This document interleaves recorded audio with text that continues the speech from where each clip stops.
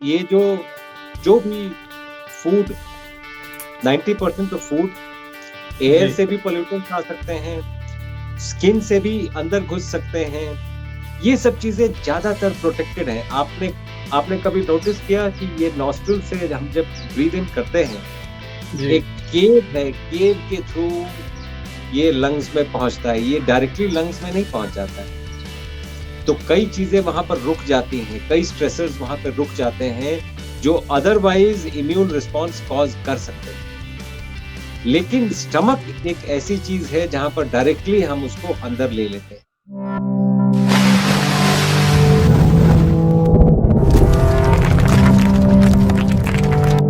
नमस्कार दोस्तों, health Mantra with health मित्रा में आपका फिर से स्वागत है। और आज हमारे साथ डॉक्टर पांडे एक बार फिर से जुड़े हैं। नमस्कार डॉक्टर साहब एंड वेलकम बैक। आज का हमारा टॉपिक है डॉक्टर साहब ऑटो इम्यून डिजीजेस। सो ये ऑटो इम्यून डिजीजेस क्या होते हैं डॉक्टर साहब, पहले इससे स्टार्ट करते हैं।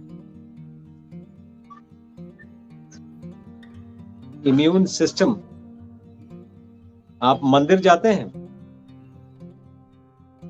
मंदिर मस्जिद गुरुद्वारे कहीं भी भगवान नहीं होते, आपके अंदर बैठे हैं भगवान। उस भगवान का एक नाम भी है, उसका नाम है immune system. Immune system is the God sitting inside you. Immune system का इंसल्ट गॉड का इंसल्ट है। अगर हम ये मानने लग गए तो यकीन करके चलें, पूरी उम्र बिना डिजीज के जीना संभव है। Because immune system helps you in fighting all diseases from infection to cancer, everything. Wow. When immune system goes down, तो सभी diseases होती हैं। आप देखें जो माइक्रोबायोम है अपना, वो इसलिए है कि एक बार जब कोई भी चीज मर जाती उसको इमीडिएटली डिकम्पोज कर देता है। अगर आप एक राज्य के हिसाब से देखें तो राज्य का जैसे राजा कमजोर होता है, बाकी लोग उसको दबा देते हैं। And there is no one. So this is what happens. The same rule applies to the human body. Immune system is the innermost thing जो आपको strength देता है, जो आपको आप बनाता है। And this is your protector. Or autoimmune diseases, which means the immune system is working against that very body जिसका वो प्रोटेक्टर है। तो आप सोचिए ये कितनी बड़ी बात है। तो इसको लाइटली हम ना लें। और नॉर्मली क्या होता है, ऑटो इम्यून डिजीजेस को बहुत लाइटली लिया जाता है, जो मैं देखता हूँ। Ultimately going to kill you. और इम्यून सिस्टम सभी चीजों से प्रोटेक्ट करता है आपको। अगर आपने कोई चीज हाथ पे लग गया, वहां पर कट हो गया, immune system comes into play and immune system directs everything. जैसे क्लॉट करना है, ये करना है, उसको रोकना है, इन्फेक्शन और अंदर ना आए। कुछ इन्फेक्शन अंदर अगर गलती से आ गया उस स्किन एब्रेशन से, तो इम्यून सिस्टम ही उसको मारता है। So it is a protector of our body and it should not work against you.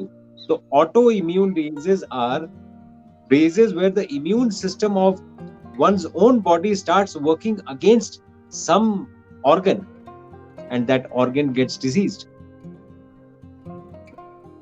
तो यही है। सबसे आपने बहुत ही ब्यूटीफुली समझाया जी, आपने बहुत ब्यूटीफुली समझाया कि आप बोल रहे हैं कि immune system is equivalent to God, तो भगवान के सामान्य है, भगवान की तरह है हमारा इम्यून सिस्टम। और हमारा जो ऑटो इम्यून डिजीज जिसको हम बोलते हैं, उसका मतलब ये है, सिंपल टर्म्स में समझाऊं, जो डॉक्टर साहब ने बोला है कि जो चीज हमारा रक्षक होना चाहिए था वही हमारे खिलाफ हो गया है। सो कहाँ वो चीज आपको सेव करनी थी, वही चीज आपके अगेंस्ट हो गई है। डेफिनेशन तो अब इसमें कौन कौन से डिजीजेस काउंट होते हैं डॉक्टर साहब आज की डेट में आपके हिसाब से? हम सिर्फ नाम ही चेंज करते हैं, ये पैथोलॉजी सेम रहती है। आप देखें, simple skin allergy is an immune response. Right. अगर सोरियासिस है, that's an auto immune disease. वो स्किन डिजीज है, that's an auto immune disease. Rheumatoid arthritis है, it's an auto immune disease. Thyroid के कई इश्यूज हैं, हाशिमोटो थायराइडाइटिस, ग्रेव्स डिजीज, ये दोनों auto immune diseases. Bronchial asthma is an auto immune disease. Multiple sclerosis, जिससे Stephen Hawking का death हुआ, right, that is an auto immune disease. So the immune system has started working against that ये person. लोग बोलते हैं कि ठीक है, ये तो काफी दिन रह गए। आप सोचिए, अगर स्टीफन हॉकिंग और दिन रह जाते तो और भी कई चीजें वो डिस्कवर कर सकते थे, कई चीजों को प्रूव कर सकते थे जो आज तक unproved. So we require this elderly population to stay here. They have got the experience, they have got the knowledge and they have their whole life, जो बहुत कुछ सिखा देते हैं। Anyways, so coming back to the immune system, immune system का रख रखाव बड़ा जरूरी है, which means we should not insult the immune system. कायदे से देखा जाए तो सभी चीजों में इम्यून सिस्टम है, but 90% of the immune system is in the gut. तो हम जो भी खाते हैं, वो एंटीजन एंटीबॉडी कॉम्प्लेक्सेस गट में बनते हैं। लीकी गट क्या है? Leaky gut is an antigen antibody response, जो दो सेल्स जो एक साथ जुड़े हुए हैं उसमें गैप पैदा कर देता है, और ये इम्यून सिस्टम करता है। So our food is actually insulting the immune system, और ये इंसल्ट हम सुबह से शाम तक करते हैं। आप देखें ना, हमारी आंख खुलती है चाय, रस्क या बिस्किट। आज ब्रेकफास्ट में क्या बना, आज लंच के लिए वहां जाना, डिनर के लिए इन लोगों ने बुलाया है। हमारी जिंदगी इसमें बीत जाती। हम यही काम परमानेंटली करते हैं, बाकी बीच बीच में कुछ काम भी कर रहे हैं। प्रॉब्लम यही, और ये प्रॉब्लम नहीं है, ये जरूरी भी होना चाहिए, एंड टेस्ट भी कोई चीज है, बट सुबह से शाम तक कुक्ड फूड आप देखें, we have no idea in medical science what is the reason why we are getting autoimmune diseases.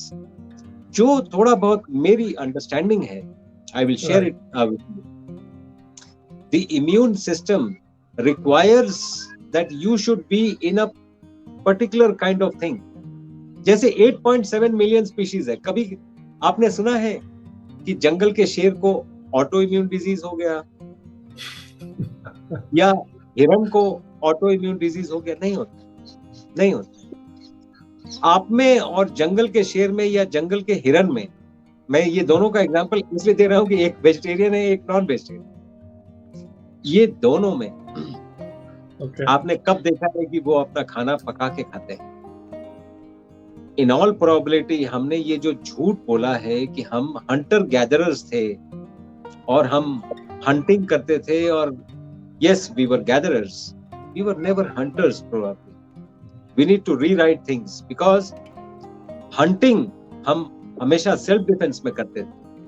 आप देखें, ये जितने भी एनिमल्स हम अंदर डालते हैं, मेरे समझ से it's an insult to the immune system.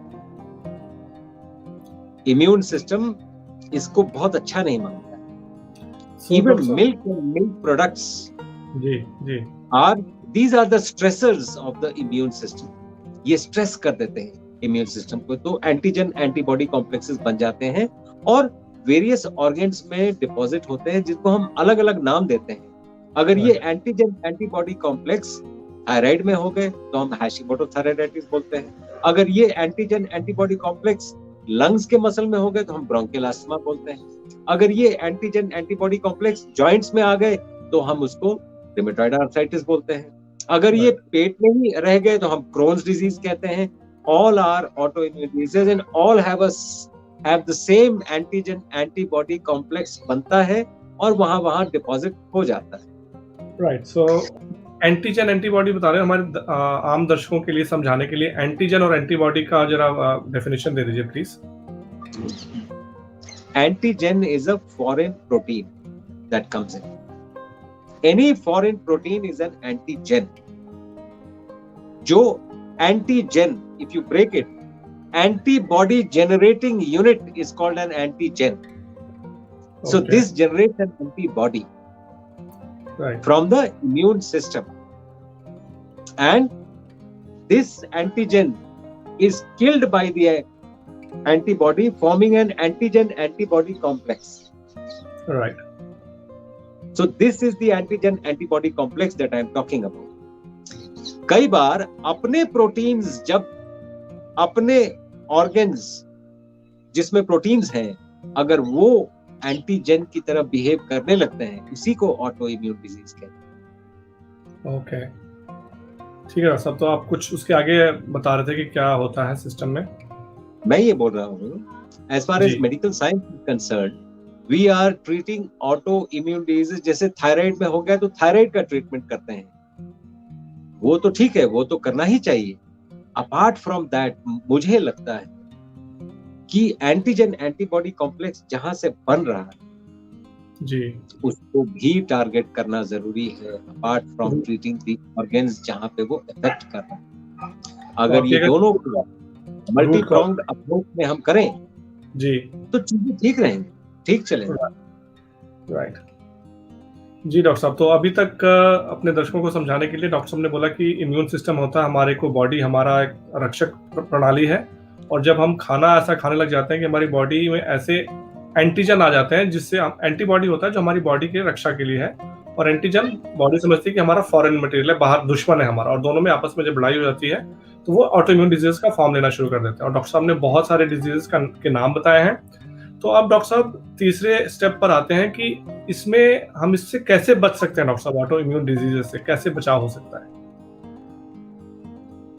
Mostly ये जो भी फूड, 90% तो फूड, एयर से भी पोल्यूटेंट्स आ सकते हैं, स्किन से भी अंदर घुस सकते हैं, ये सब चीजें ज्यादातर प्रोटेक्टेड है। आपने कभी नोटिस किया कि ये नॉस्ट्रिल से हम जब ब्रीद इन करते हैं, एक केव है, केव के थ्रू ये लंग्स में पहुंचता है, ये डायरेक्टली लंग्स में नहीं पहुंच जाता है। तो कई चीजें वहां पर रुक जाती हैं, कई स्ट्रेसर्स वहां पर रुक जाते हैं जो अदरवाइज इम्यून रिस्पॉन्स कॉज कर सकते हैं।